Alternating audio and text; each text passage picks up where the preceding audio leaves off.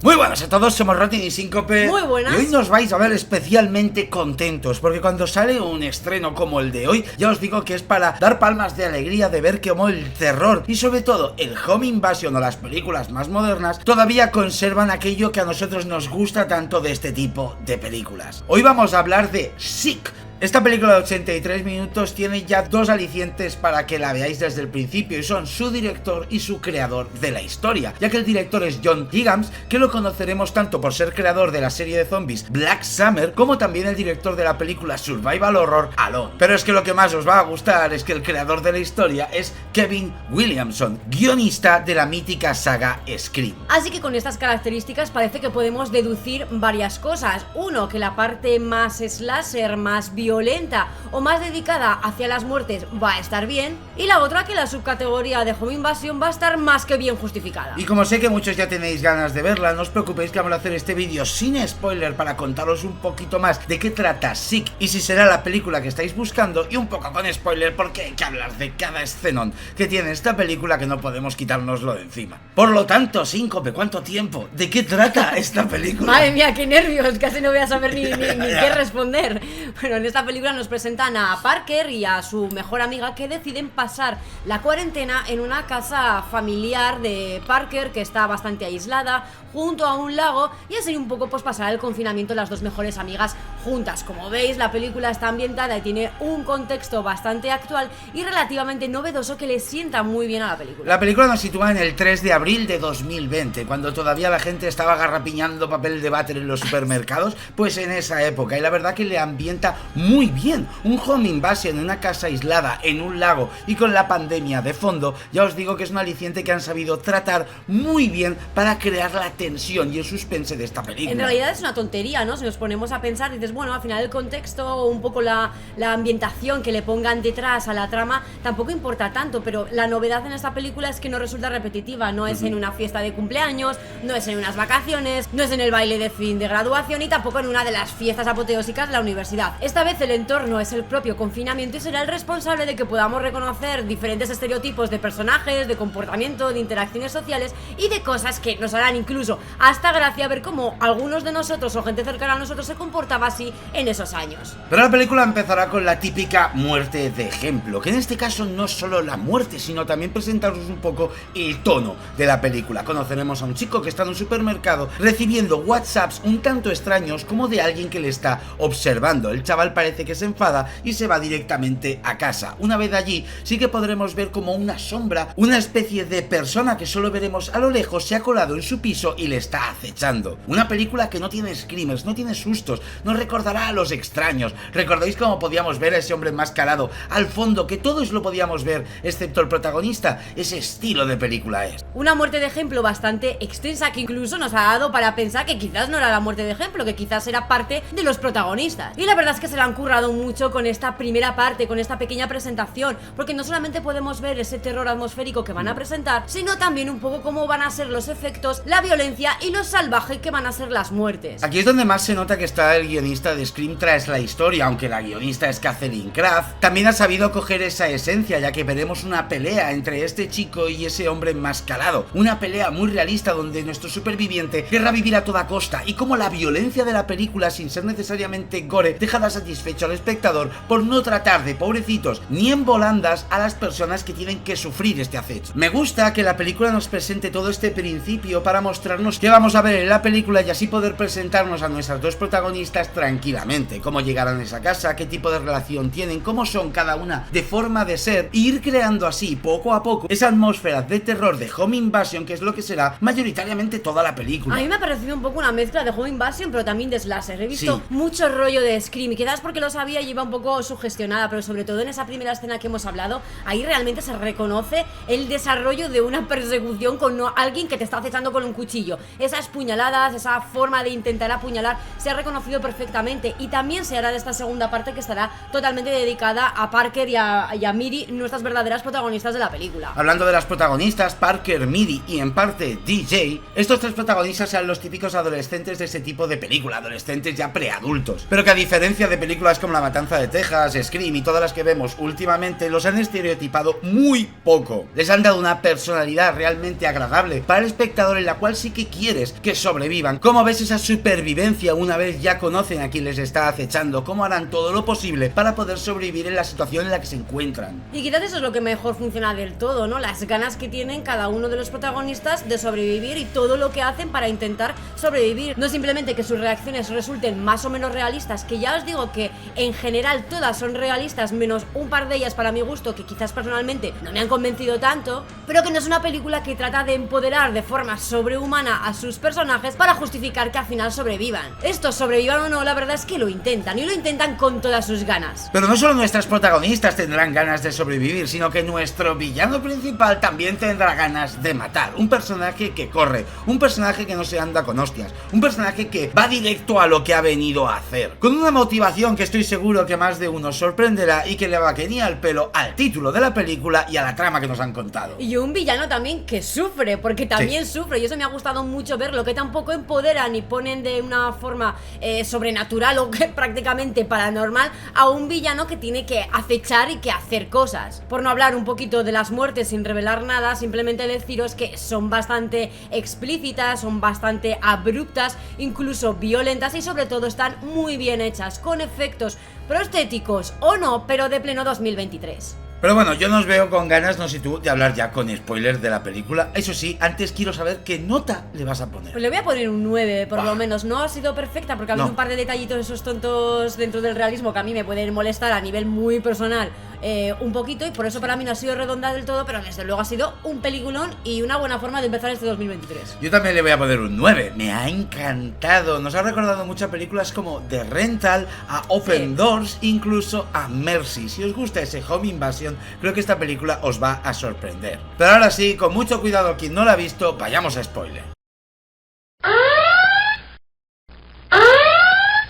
Como ya he dicho en la parte sin spoiler, a mí me han gustado mucho los protagonistas. Me ha gustado mucho Miri, me ha gustado mucho Parker y DJ, dejando también a los villanos como personajes que merecen una mención, pero voy a centrarme en ellos tres primero, ya que la forma, como hemos comentado, de sobrevivir me ha parecido de las más realistas que se pueden ver en estas películas. Obviamente hay momentos en los que el miedo actuaba ante ellos y no podían ayudarse, y por supuesto me estoy refiriendo a la muerte de DJ. ¡Qué muerte! ¡Qué dolor! Verlos salir por la puerta, las chicas en el coche, acercarse Parker a él y ver cómo en realidad lo tienen empalado acercándose a ellas. La verdad que toda esa parte inicial de cómo ese villano les quita el móvil, los deja totalmente aislados, y uno intenta salvar a los otros o ir a avisar a los otros para los tres poder huir en el coche, ha sido bastante tenso de la forma en que ha estado recreado en la pantalla. Y lo más frustrante de todo pues ha sido la muerte de DJ, una muerte para mí súper injusta y un poco errónea con respecto a las reacciones que han tenido sus propias amigas, incluso una de ellas que parece que tenía una relación un poquito más cercana que simplemente ser amigos. Como da la sensación de que lo han dejado morir, pero entiendo que son situaciones tan choqueantes y tan impactantes que tu cuerpo y tu mente reaccionan de una forma tan imprevisible que no sabes exactamente cómo lo harías. Es muy fácil que yo desde el sofá de mi casa diga, joder, qué cabronas, no os habéis levantado del coche, no habéis intentado sacar a DJ de ahí cuando él os ha ayudado a salvaros, pero también hay que ponerse en la situación. También hablar de la localización, qué bien la han utilizado tanto antes de que ocurriera todo como después. Hemos podido ver el muelle, hemos podido ver los utensilios de cocina, incluso esos cuernos de ciervo que también han sido utilizados en la película. Sabemos que Parker, esa casa ella iba mucho de pequeña, por lo tanto la forma de ir sabiendo por dónde escaparse también la han sabido utilizar muy bien. Eso sí, joder, cómo han corrido todos, tanto los supervivientes como los villanos. Ha sido agotador, y es que la película no solamente es que haya ido directo al grano con esa primera escena de muerte de ejemplo tan maravillosa, sino es que ha sido un constante no parar. Simplemente se han detenido 20 minutos para explicarnos un poco quiénes eran los protagonistas y cómo se relacionaban entre ellos, y hemos vuelto de nuevo a la acción. Así que la película va muy directa al grano, y eso también será un aliciente para que sea dinámica y se parezca más a un slasher prototípico que a un Home Invasion que parece que siempre tendemos a pensar que se cuece un poco a fuego lento. Hay varias escenas que destacar ahora con spoiler de que podemos hablar, pero mi favorita por encima de todas, Venga. ha sido el momento balsa. El momento de ver a Parker en la noche, en ese lago, con ese hombre que ha ido buceando para atraparla y cómo iba metiendo el cuchillo por las rendijas de la tabla al modo tiburón, como si fuera la aleta de un tiburón para hacerle daño. Y que la película le haga daño. Estoy harto de ver cómo en estas películas a las protagonistas o a los protagonistas se les trata tan pasivamente. Aquí no. Parker ha sufrido, le han clavado en la mano, se la han abierto a la chica cuando ha intentado abrir una ventana con esa mano dolida. Le dolía de verdad. Exacto, esa escena ha sido maravillosa, Claro que completamente sí. metida en el realismo, porque cualquier otra película un poco con más libertades narrativas en ese sentido hubiera hecho que la chica abriera la ventana y punto. Aquí realmente le ha costado, le ha dolido y se ha sentido este desgarro de dolor en la voz de Parker. No solamente han interpretado bien, sino que eran grandes personajes construidos para ellas. No nos olvidemos de Miri, cómo ha caído por esa ventana, ha caído de espalda al césped. Aquí sabemos muchos que no tienes por qué morir y ella en realidad se ha roto la pierna. Una escena que a ti te ha gustado mucho, Sí. cómo se veía ese hueso sin atravesar la piel. Exacto, la verdad que la fractura casi abierta que mostraba Miri era bastante realista. Acostumbramos a que en este tipo de pelis, para impresionarnos o quizás con el objetivo de impactarnos más, siempre nos sacan el hueso fuera, y no es tan fácil que ocurra así, que veamos visiblemente lo que es el hueso, sino que más bien ocurre con mucha más frecuencia lo que hemos visto en Miri, ese hueso que casi atraviesa la piel, pero que no llega del todo, a pesar de que se queda ahí como medio transparente. Me ha encantado, se lo ha entablillado con ese aparato que hemos Maravilloso. visto al principio de como una especie de sierra. Ha utilizado el módem, que también han hablado de él. Tantos elementos en esta película que nos han dejado pequeños pellizcos y que han acabado siendo relevantes para la cinta, que se agradece cómo escriben estos guiones. También me gusta mucho cómo han tratado el tema de los villanos, porque constantemente estábamos pensando que era una única sombra la que se iba paseando alrededor de esa casa acechando a nuestros personajes. Después nos hemos dado cuenta, o hemos empezado a pensar que eran dos y nos han confirmado que eran dos, para posteriormente presentarnos a un tercero, y además de una forma completamente maravillosa, casi rozando la comedia, el humor y sobre todo muy bien integrado a toda la conspiranoica y la paranoia en sí que había alrededor del uso o no de las mascarillas, de la distancia de seguridad, del COVID, e incluso cómo nos relacionábamos con la gente en presencia del COVID. Ya que estás hablando de los villanos, quiero saber qué te ha parecido el giro, qué te ha parecido la motivación de estos padres que culpan a esta chica de haber contagiado a la gente en la fiesta y a su hijo Benji. No ha sido lo que más me ha gustado, pero creo que en torno a cómo han presentado la película, Sí. con ese título que además es sick, que es enfermo, pues no ha sido lo que más me ha gustado del todo, pero tampoco me ha disgustado, Ya. porque creo que sí que encaja muy bien con todo lo que han presentado. En general, así a modo más personal, creo que me ha parecido una excusa un poquito baratilla, pero Ya. como motivación y como hilo argumental y como han encajado absolutamente todo, me ha gustado y me ha dejado muy satisfecha, que por primera vez he podido decir 100% segura que este Home Invasion lo han provocado una familia. Yo estoy de acuerdo contigo, es verdad que me ha parecido un poquito de baratillo, pero también es un poquito la excusa de que siempre queremos que nos sorprendan. Han utilizado algo muy plausible y sobre todo lo han integrado muy bien, porque la historia Ha de Benji... funcionado, quiero decir, al final como espectador funciona Sí. esa pequeña motivación y explicación que te dan, y resulta relativamente novedosa. Claro, y aparte que Benji, hemos oído cómo se discutía con DJ, de por qué te besaste con ese chico, no tenemos una relación realmente de pareja tú y yo. La historia de Benji la hemos ido viendo durante toda la película, para que al final forme parte de algo más grande. Sí, Benji no simplemente ha servido para explicar por qué había ese conflicto entre Exactamente. Parker y DJ, sino que realmente ha sido pues el hilo conductor de toda la película, e incluso la motivación principal para que a esta chica, sobre todo a Parker, la quisiera matar. Además, los villanos han tenido las mejores muertes de la peli. Tanto Parker matando al primero, estampándole contra la cabeza ese cubo de metal, que todos estábamos, gracias, sí, por fin,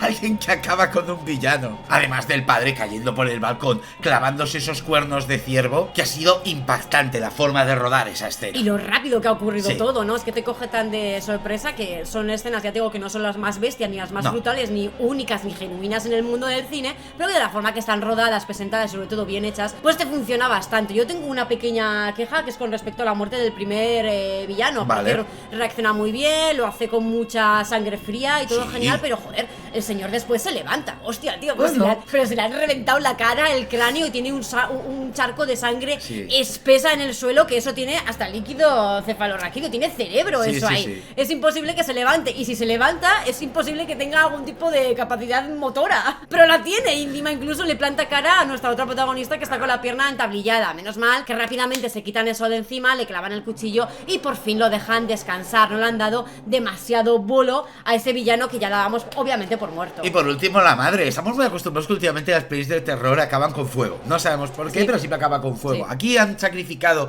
el hecho de hacer una escena impactante, de ver a la actriz quemarse y derretirse, para ponernosla de espalda corriendo por la carretera y verla quemarse lentamente. Creo que eso es algo inteligente, el sacrificar algo más bestia por poder ver el sufrimiento de ese personaje de espalda. Por poder ver ese fuego real. Claro, o sea, yo exactamente. creo que ahí está la gracia. Ahí está la gracia de esta escena, que no le hemos visto la cara, no hemos visto la piel cómo se quemaba, ni hemos visto ningún efecto práctico en torno a eso, porque no le hemos visto la cara a la actriz. Además estoy segura que sería un especialista o una especialista que simplemente ha corrido de espaldas a la cámara para que podamos disfrutar de un fuego real, de que nos dé la sensación y el impacto que hace tiempo que echábamos de menos de realmente ver a una persona quemarse, aunque sea un especialista. Me alegro que hayan subido estas dos protagonistas, me ha gustado mucho ese final tan prototípico de ellas en la carretera con la policía llegando. Me alegro, me han caído muy bien, me ha gustado una barbaridad cómo se ha salido del canon estereotipado que últimamente vemos de estas cintas, y por eso repito que Sick se merece ese 9. Poco más que añadir, simplemente de la típica paleta técnica que a veces nos gusta un poco mencionar, buena banda sonora, buenos efectos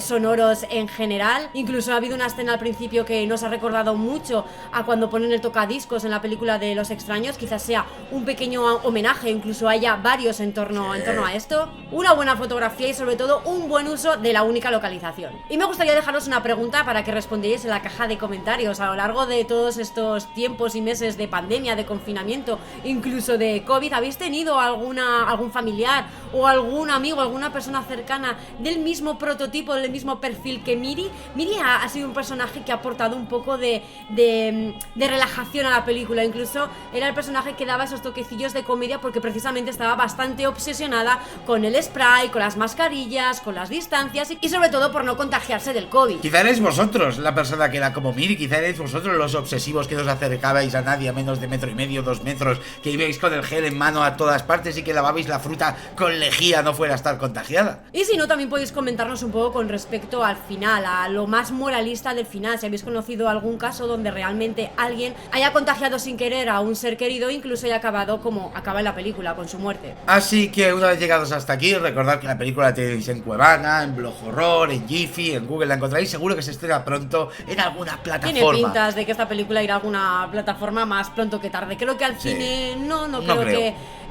habrá carteleras en ese sentido, pero en alguna plataforma seguro que la tendremos. Así que muchas gracias a todos los miembros, a los Patreons, a los nuevos subs, a los de siempre, a ti Síncope, ¿Cómo se va a ti, Roten? al amigo John Himes, a la guionista Catherine Kraft y al creador Kevin Williamson. Muchas gracias por una película así que seguro que estará en nuestro top del año, al menos en el mío de momento lo va a estar. Bueno, estamos en enero, ya sabemos lo que Muy pasa bien. en enero. Y nos vemos en la siguiente. Venga, Gur.